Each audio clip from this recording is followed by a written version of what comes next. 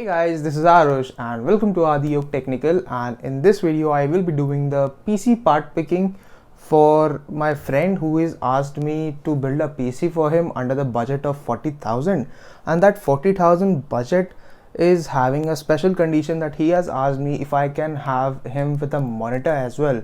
So I will be doing the part picking and stuff, and we'll be seeing that if everything is going to come under this budget. And he has asked me that this PC will be his gaming PC, though he is not that much of a hardcore gamer, that everything is at max setting, he can compromise with stuff. So I will be doing a very normal build where he can go with the gaming and stuff, and even if he wants to do some light video editing and stuff, he can manage onto his PC. So without wasting any further time, as I always say, let's move on to the PC part picking.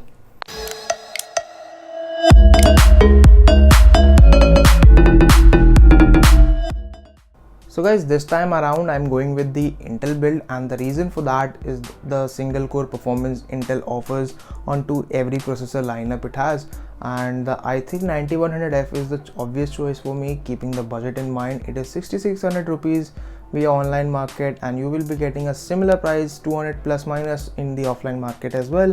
And the best thing is that it is having 4 cores and 4 threads, 3.6 GHz of base clock and 4.2 GHz boost clock, and I hope so that my friend will be getting at par 60 FPS 70 FPS in modern AAA titles, and his gaming needs will be satisfied. Though he's not an hardcore gamer, but he will be getting good FPS given any game he throws at it, pairing it with 8 GB of RAM or a 16 GB, whichever be the choice he wants to upgrade it in the near future. So guys, the main issue that I will be facing in building this PC for my friend is that the choice of motherboard, because unlike the AMD brand, this Intel motherboards miss out on features on their lower chipset, such as the 360 chipset or the 310 chipset. There are two chipsets that I have in my consideration, that is the B360 and the H310. So first of all, I will be checking the 360 chipset, and that is the B360 motherboard, and it is a very good chipset if you want to go for the Intel build. Even for the i5 series, 9400F and 9600F can also be a very good option for this motherboard. The motherboard offers really good features, keeping in mind that this is a Intel motherboard and they miss out on a lot of features on their lower end chipset. So this motherboard is offered with a M.2 SSD slot, and around you will be getting around 4 USB 3 ports and everything. So this motherboard is very good in my opinion, but the USB 3.1 is also available onto this motherboard, so that is a very good inclusion. Though in this motherboard Gigabyte 360M, the pricing is 6500 rupees, and I am on a very tight budget. And even checking other manufacturers such as MSI, ASRock, they are offered at a really higher price. The obvious choice that I will be going with is the 310 chipset that is not having the M.2 SSD, because M360 chipset has the M.2 SSD port, but that is costing me around 7,000 rupees, and my budget is 40,000 including a monitor, and I will be including a good monitor for him if he wants to have it for gaming, right? So I'm doing some cost cutting onto this so that I can go with the monitor. As processor is, I'm going to choose the best in the budget. I'm going to choose the best graphic card in the budget. I think that I can cut out cost on the motherboard features.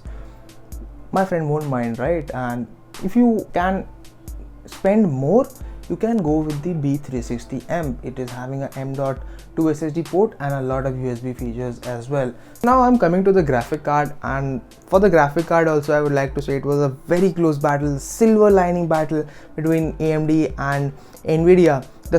Though I was searching for a 1060 3GB variant, if I can get it for under 12,000 rupees with the cashback and stuff from the online market, because in the offline market it is available for 14,500. So I was searching in the online market, I wasn't able to get any deal for the 1030 under 12,000, so I decided to go with the 1650 or the RX 570. RX 570 is a good graphic card, very close to the 1030 3GB performance or the 6GB performance, even the 4GB variant of the RX 570. The 1650 is not that great when comparing it with RX 570, but it is a latest card and is going to provide you better driver support than the RX 570 in the near future. So first of all, I was going with the 1650, but then I thought that the pricing of RX 570 is 1000 rupees less than that of 1650. So I went with RX 570 4GB. Hard choice, but pricing is everything, man. I have to be under the budget of 40,000, else my friend is going to kill me. Yeah, so I went with the RX 570 4GB graphic card, and this graphic card is a very good graphic card under the budget of 12,000 rupees. It is going to give you 60+ FPS even at 1080p without changing any settings, the default gaming settings that you will be gaming at. So in my opinion, RX 570 is a good card and it will last easily for 2 to 2.5 years, even from 2019, giving the fact that RX 570 was launched a long time ago. So you are in a budget, go with the RX 570. It is a very good card. So now I am left with the RAM. I will be going with a single stick 8GB RAM as it is cost. So now I'm only left with the RAM. For the RAM, I'm going with the Corsair 8GB 2400MHz, costing me 2800, and I'm leaving my friend with a upgradability option on an Intel build on a budget. Isn't that fascinating? Yeah, but I'm leaving him with the option. He will thank me later in the near future. So for 8GB RAM, it is costing me around 2800, and it is a very good RAM from Corsair itself. For the power supply, the battery is simple. Corsair 450 watt power supply, as the estimated wattage of the whole build is 310 watt around. Go with the 450. Ample of upgradability option in the near future as well. So I'm left with the storage, the cabinet and the monitor. So for the storage, I will be going with the ADATA 120GB of SSD. 1500 is the cost that I am getting it at, and I will be going with the Seagate Barracuda 500GB drive. That is going to cost me a total of 3000 for the SSD and the HDD, giving my friend a lot of storage option. 500GB, 120GB, speed and storage, everything combined. A very good option for my friend. So now I am left with the cabinet. Cabinet is no hard battle.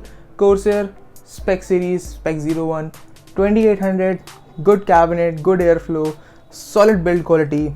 You can go, and even acrylic transparent panel, so that is just icing on the cake on a budget build. So now I am left with the monitor.